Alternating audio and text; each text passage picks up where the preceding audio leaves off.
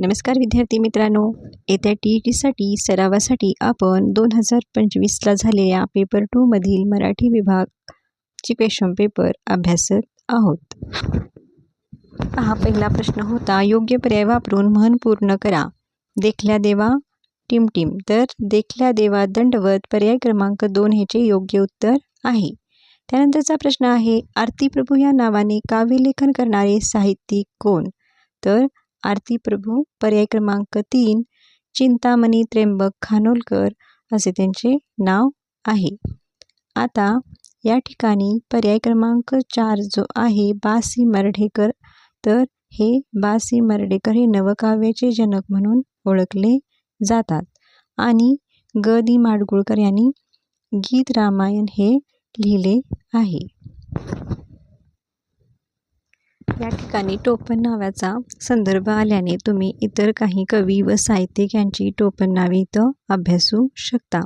तर पहा, कृष्णाजी केशव दामले, केशव सूत. या ठिकाणी पहा, केशव सूत आणि केशव कुमार यामध्ये खूप जणांना कन्फ्युजन होते.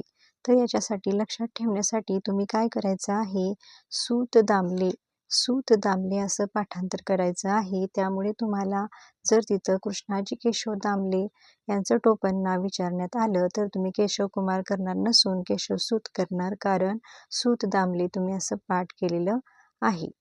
त्यानंतरच पहा, राम गणेश गडकरी, गोविंदाग्रज आणि बाळकराम.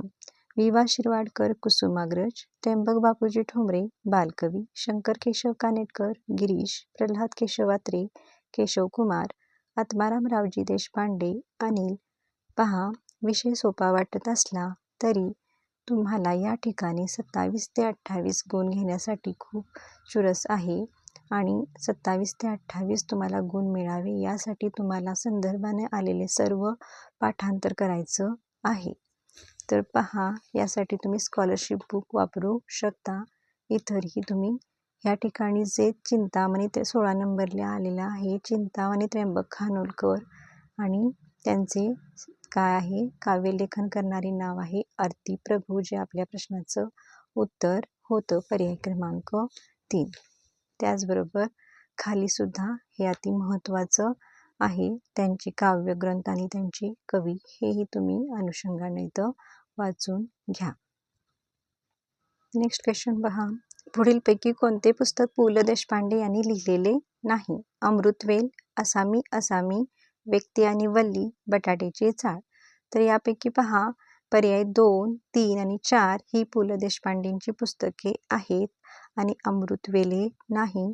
त्यामुळे याचे उत्तर येणार आहे पर्याय क्रमांक 1. पु ल देशपांडेंची आणखीन काही साहित्य संपदा तुम्ही या संदर्भाने वाचून घ्या.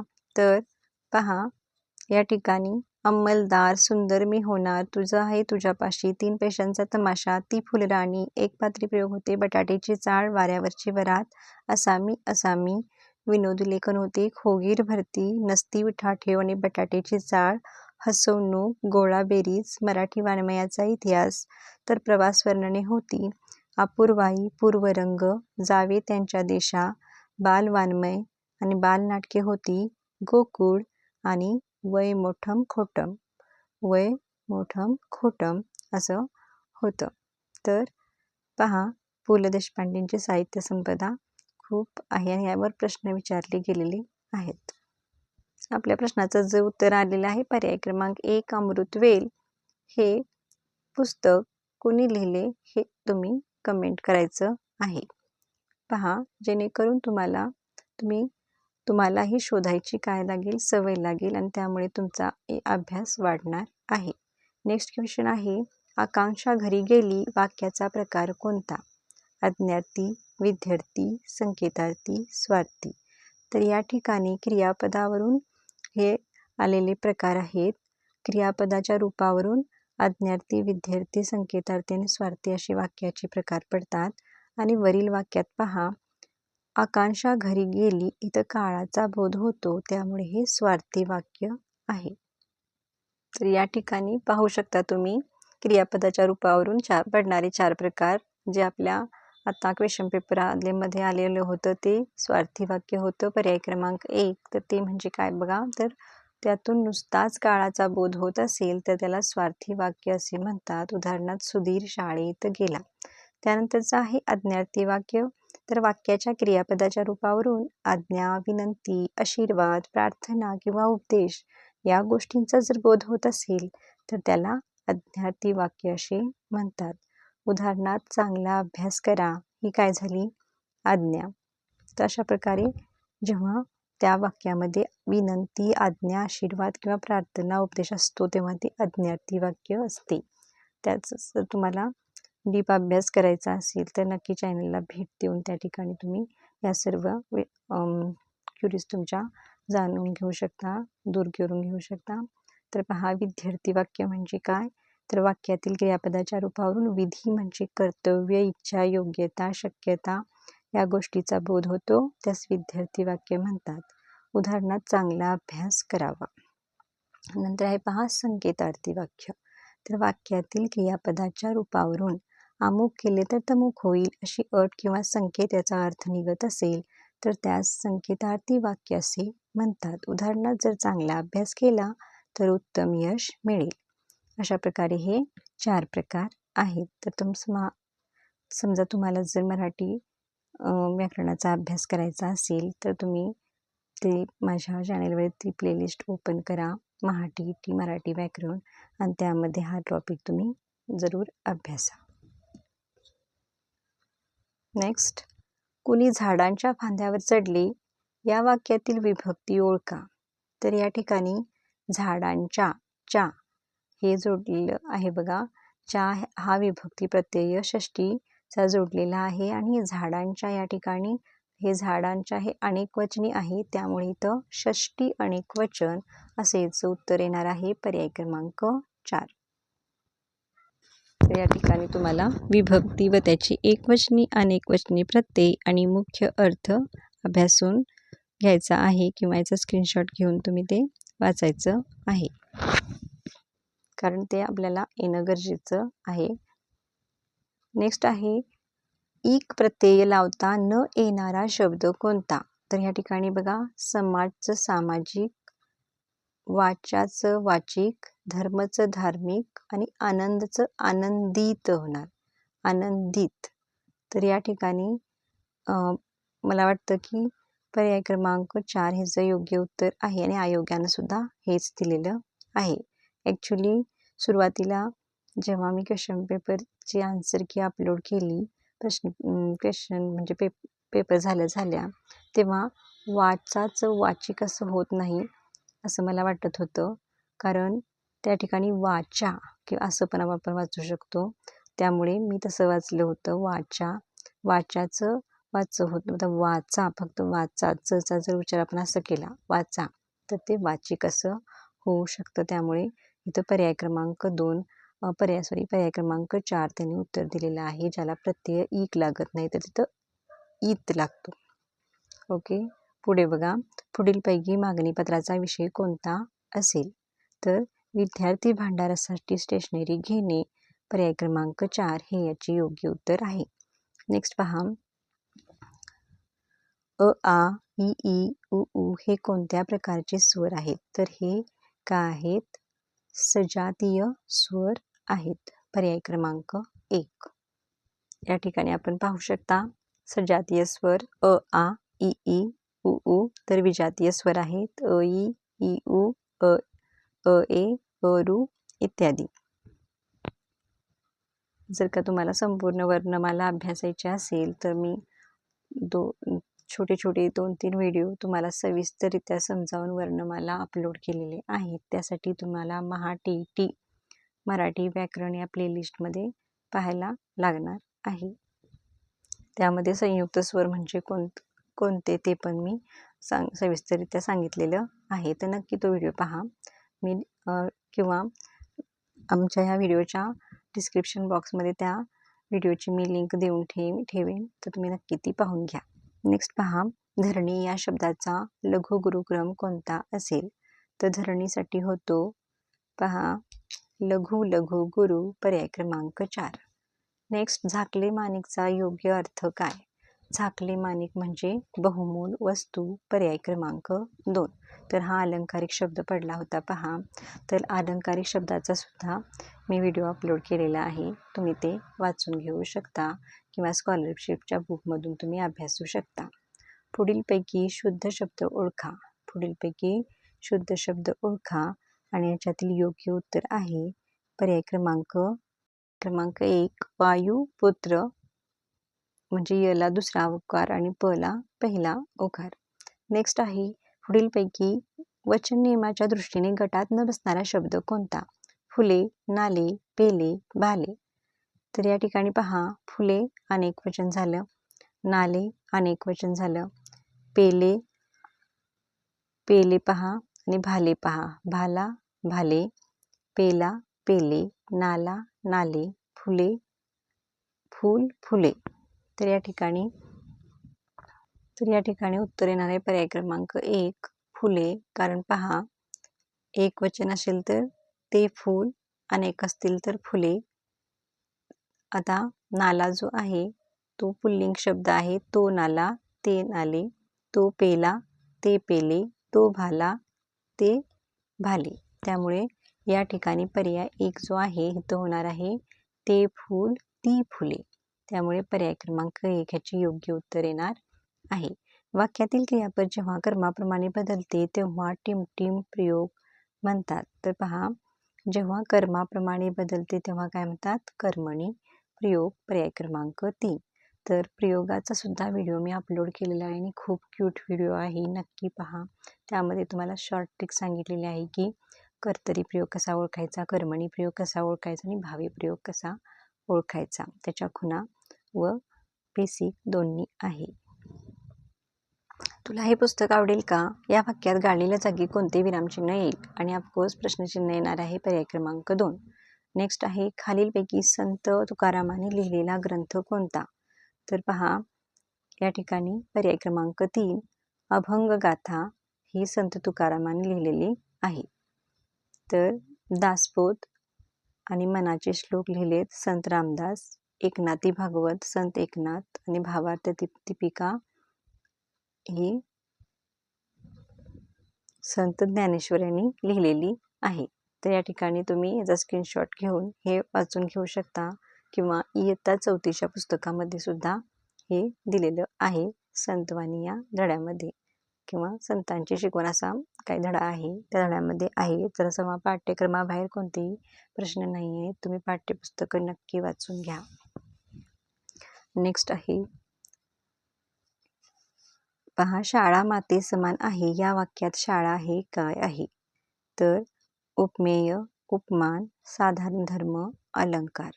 शाळा कशी आहे? माते समान. तर शाळा हे इथं काय आहे?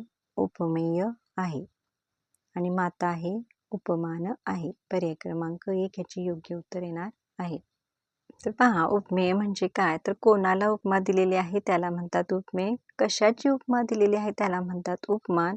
आणि जे सारखे, जसे, समान, परिगत असे जे शब्द आलेले असतात त्याला म्हणतात साम्यसूचक शब्द. आणि समान धर्म, तर पहा, दैवत्व, शुभ्रता, कृपाळूपणा, रंगछटा, अमाप अशा प्रकारे म्हणजे जे उपमेय उपमानमध्ये काय दाखवले जाते? साम्य दाखवले जाते, त्याला म्हणायचं समान धर्म किंवा साधर्म्य. अशा प्रकारे या ठिकाणी आपण हे अभ्यासू शकता. त्याचबरोबर तुम्ही अलंकार अभ्यासाचे आहेत, त्याच्यावर सुद्धा TETमध्ये पेपर 2ला प्रश्न आलेले आहेत. पेपर 2ला आणि पेपर 1ला सुद्धा. नेक्स्ट आहे कडा कडा फोड नभ उडव उडी मखिका, खडब बडवी दिग्गजा तुडव रवी मालिका. यात कोणता रस आहे? तर यामध्ये रौद्र रस आहे. पर्याय क्रमांक 1. तर या ठिकाणी आपण इतरही जे 9 रस आहेत ते अभ्यासू शकता. तर पहा, शृंगार रस, वीर रस, करुण रस, हास्य रस, रौद्र रस, भयानक रस, विभत्स रस आणि अद्भुत रस, शांत रस. अशा प्रकारे हे काय आहेत? आता एकूण 9 प्रकारचे रस आहेत. तर यात स्क्रीनशॉट घेऊन तुम्ही याची उदाहरणे अभ्यासा. पहा, तुला काय पाहिजे या वाक्यातील काय हा शब्द कोणत्या प्रकारचे सर्वनाम आहे? तर काय हे प्रश्नार्थक सर्वनाम आहे, पर्याय क्रमांक 3. तर या ठिकाणी प्रश्नार्थक सर्वनामाची इतरही उदाहरणे तुम्ही अभ्यासू शकता. आणि प्रकारसुद्धा पहा, 6 प्रकार आहेत सर्वनामाचे, ते सुद्धा स्क्रीनशॉट घेऊन इथं तुम्ही अभ्यासू शकता किंवा स्कॉलरशिपच्या बुकमध्ये इयत्ता 8वीच्या तुम्हालाही मिळून जाणार आहे. नेक्स्ट पहा, माधुरी माझ्या बहिणीची मुलगी आहे या वाक्यात किती नामे आली आहेत? तर माधुरी, बहीण, मुलगी अशी 3 नामे इथं आलेली आहेत. विनीताने लाडू खाल्ला या वाक्याचे अपूर्ण भविष्यकाळी रूप कोणते? अपूर्ण भविष्यकाळी म्हणजे पहा, विनीता लाडू खात असेल असेचे अपूर्ण भविष्यकाळी रूप असणार आहे. आता स्वभावोक्ती याचा योग्य संधी शब्द आपल्याला शोधायचा आहे. स्वभाव अधिक उक्ती तर स्वभावोक्ती, पर्याय क्रमांक 3 याचे योग्य उत्तर आहे. जेव्हा अ आणि उ एकत्र येतो तेव्हा त्याचा ओ बनतो, त्यामुळे पर्याय क्रमांक 3 याचे योग्य उत्तर आहे. तर स्वरसंधीमधील हा 3रा नियम काय सांगतो पहा, अ किंवा आ यांच्या पुढे उ किंवा उ आल्यास त्या दोहोबद्दऐवजी ओ येतो. त्यामुळे सूर्य अधिक उदयमध्ये अ अधिक उ बरोबर ओ म्हणून सूर्योदय. समुद्र अधिक उर्मीमध्ये अ अधिक उ बरोबर ओ बरोबर समुद्रोर्मी. गंगा अधिक उदकमध्ये आ अधिक उ बरोबर ओ गंगोदक. आता गंगा अधिक उर्मीमध्ये आ अधिक उ बरोबर ओ गंगोर्मी. तर अशा प्रकारे या नियमानुसार तर आपल्याला उदाहरण आले होते. तर या ठिकाणी हरिहर हे योग्य कोणत्या समासाचे उदाहरण आहे? तर इतर द्वंद्व समासाचे उदाहरण आहे. कारण ह्याची फोड करताना बघा, हरी व हर किंवा हरी आणि हर ही समुच्चयबोधक उभयान्वयी अव्यय वापरले जाते, त्यामुळे हा इतर द्वंद्व समास आहे. त्याचबरोबर दुसरा पर्याय जो आहे समाहार द्वंद्व समास म्हणजे काय आपण पहा, तर ज्या समासातील सामाजिक शब्दाचा विग्रह करताना त्यातील पदांच्या अर्थाशिवाय त्याच जातीच्या इतर पदार्थांचाही त्यात समावेश म्हणजे समाहार केला जातो, त्याला म्हणायचं समाहार द्वंद्व समास. आणि त्याची उदाहरणे आहेत मीठ भाकर, चहा पाणी, भाजीपाला, अंथरूण पांघरूण. म्हणजे त्याची फोड कशी होणार? मीठ भाकरची कशी होणार? मीठ भाकरी व इतर साधे खाद्यपदार्थ. चहा पाणी व फराळाचे इतर पदार्थ. भाजीपाला, भाजी पाला, मिरची, कोथिंबीर यासारख्या इतर वस्तू. अंथरूण पांघरूण, अंथरण्यासाठी पांघरण्यासाठी लागणाऱ्या वस्तू व इतर कपडे असा त्याचा अर्थ होतो. त्यामुळे त्याचा काय होणार आहे? समाहार द्वंद्व समास तो होणार आहे. त्यानंतर येतो वैकल्पिक द्वंद्व समास. तर ज्या समासाचा विग्रह करताना अथवा किंवा वा या विकल्पबोधक उभयान्वयी अव्ययाचा उपयोग करतात ना, तेव्हा होतो वैकल्पिक द्वंद्व समास. उदाहरण आहे बघा, खरे कोठे, खरे किंवा खोटे. 3-4, 3 किंवा 4. बरे वाईट, बरे अथवा वाईट. हे काय आहे? तर ही वैकल्पिक द्वंद्व समासाची उदाहरणे आहेत. त्यानंतर येतो कर्मधारय समास. तो आहे तत्पुरुष समासाचा एक प्रकार. तर या प्रकारामध्ये काय असते? तर दोन्ही पदे एकाच विभक्तीत असतात. पहिले पद विशेषण असून दुसरे पद नाम असते. तर हे कशामध्ये येते? आपल्या तत्पुरुष समासामध्ये येतो. त्यानंतर पाहूया आपण पुढचा प्रश्न. पुढीलपैकी वर शब्दाचा समानार्थी नसलेला शब्द कोणता? तर पहा, वर म्हणजे नवरा मुलगा, वर म्हणजे आशीर्वाद, वर म्हणजे ज्येष्ठ. तर जरा होत नाही. जरा म्हणजे काय? म्हातारपण. त्यामुळे पर्याय क्रमांक 2 ह्याचे योग्य उत्तर येणार आहे. त्यानंतर आहे पुढीलपैकी विरुद्धार्थाची योग्य जोडी कोणती? भाऊ भ्राता, तर हे समानार्थी झाले. सूत पुत्र हे पण समानार्थी झाले. मित्र दोस्त हे पण समानार्थी झाले. आपल्याला विरुद्धार्थी ओळखायचे आहे. तर पहा, उत्कर्ष अपकर्ष, पर्याय क्रमांक 4 हे याचे योग्य उत्तर आहे. पहा, तुम्हाला प्रश्न दिसला नसेल तर या ठिकाणी पर्याय क्रमांक 4 चे योग्य उत्तर आहे. नेक्स्ट आहे, त्यांनी उतारा दिलेला आहे, तो वाचून प्रश्नांची उत्तरे द्यायची आहेत. तर तुम्ही काय करा, पॉज करा आणि उतारा वाचून घ्या.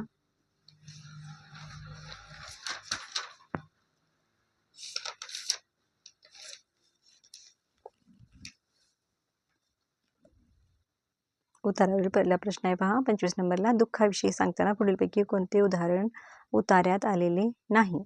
तर गोड जेवण, अंधारी रात्र, परीक्षेच्या वेळेचे कष्ट हे उदाहरणे उतार्यात आलेली आहेत. आणि पर्याय क्रमांक 3 रडणारी व्यक्ती नाही.